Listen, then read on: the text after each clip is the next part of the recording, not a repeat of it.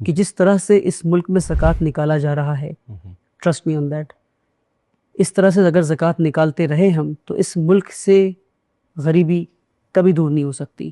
اس ملک کے مسلمان غریب ہمیشہ رہیں گے اگلے 1000 سال تک. میں کیوں کہہ رہا ہوں جی. اب آپ ایک بات سمجھیے کہ اس ملک میں کتنے لوگ زکوٰۃ نکالنے والے ہیں مسلمان. Expecting what no calculation we have, say if we are 15% considering that as an 100%, so probably at least there should be 30% people who should be. 1 crore مسلمان زکوٰۃ نکال رہے ہیں, not more than that.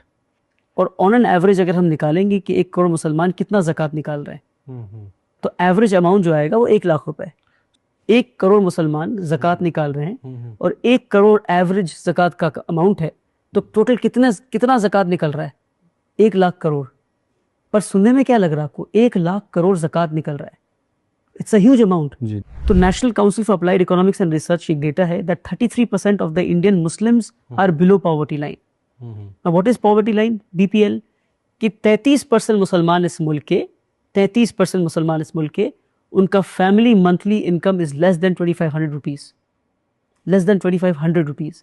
That means 6 crore مسلمان، 21 کروڑ مسلمان میں 6 کروڑ مسلمان ایسے ہیں پورا ریڈ زون کے نیچے ہیں یہ، جو منتھلی فیملی انکم، ان کی monthly family income not individual, family income is less than 2500 rupees.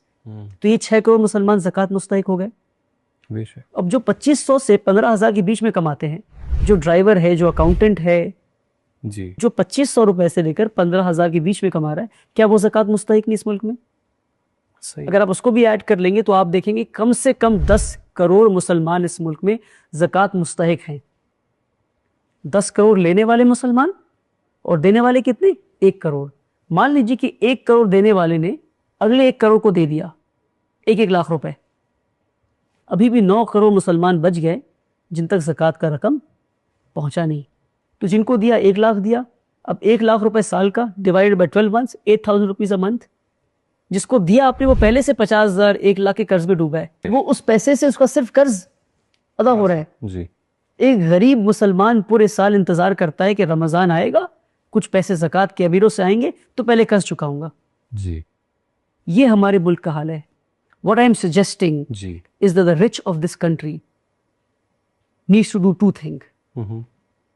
Do a collective distribution of zakat. Okay. And that can only happen through an institution. Right. The Muslims need to come together. Form a centralized institution. Okay. To distribute the zakat. Okay. Second, Ji. 2.5% is the minimum obligatory amount that you have to give. اگر آپ یہ amount نہیں دے رہے تو آپ گناہ کر رہے ہیں. زکوٰۃ از دا منیمم obligatory amount. وہ تو دینا ہے آپ کو. وہ دے کر آپ احسان نہیں کر رہے، وہ دے کر آپ اپنے آپ کو جہنم کی آگ سے بچا رہے ہیں. بالکل. میں کہہ رہا ہوں اس کے پلس 2.5 آپ اور ایڈ کیجیے. منیمم 5%. ادروائز آپ زکوٰۃ دیتے رہیں، آپ زکوٰۃ دیتے رہیں. ایک تو جتنے لوگوں کو چاہیے اتنے لوگوں تک پہنچ نہیں رہی ہے. That if you help a man, if you give a man a fish, you feed him for a day. You teach him how to fish, you feed him for lifetime. Education is that teaching how to fish. میں غریب کو کتنا پیسہ دے دوں؟ ہر سال امیروں کے گھر کے باہر لمبی لائنیں لگی ہوتی ہیں. لوگ زکوٰۃ دے کر جا رہے ہیں، اگلے سال پھر زکوٰۃ لینے آ رہے ہیں، اگلے سال پھر زکوٰۃ لینے آ رہے ہیں. غریب نسل در نسل زکوٰۃ لے رہا ہے، امیر نسل در نسل زکوٰۃ دے کر جنت کما رہا ہے. جی. امیر ہے، غریب ہے. رسول اللہ صلی اللہ علیہ وسلم نے دعا سکھایا کہ اللہم انی اعوذ بک من الکفر والفقر، کہ اللہ ہمیں کفر سے اور غربت سے بچا. تو جب کئی موقع پہ ایسا رسول اللہ نے پڑھا تو صحابہ نے پوچھا کفر اور غربت کا کیا تعلق ہے؟ ساتھ میں کیوں آ رہے ہیں؟ جی. کفر کا غریبی سے کیا تعلق ہے؟ کہ رسول اللہ نے فرمایا صلی اللہ علیہ وسلم نے فرمایا غربت ایک انسان کو کفر تک لے جاتی ہے.